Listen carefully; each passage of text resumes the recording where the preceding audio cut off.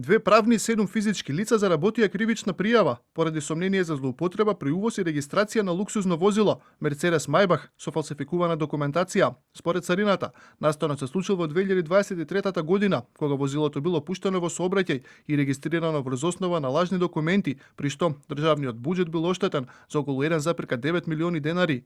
Истрагата покажала дека првоосомничениот во својство на увозник го набавил автомобилот во Германија и го внел во земјава.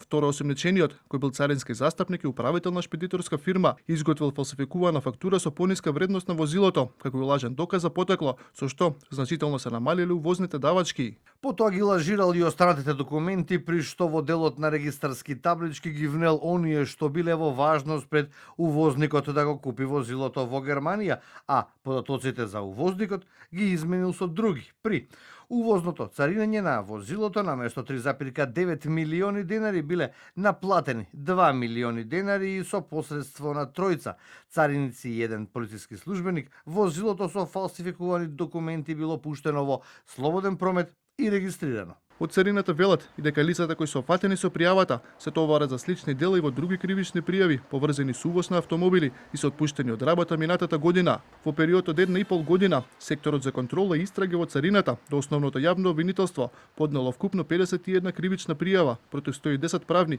и 396 физички лица за криминал поврзан со 180 употребувани возила. Како што велат од царина, станува збор за кривични дела извршени во периодот од 2022 до 2024 година, со кој е нанесена директна штета врз буџетот во износ од 41 милион денари.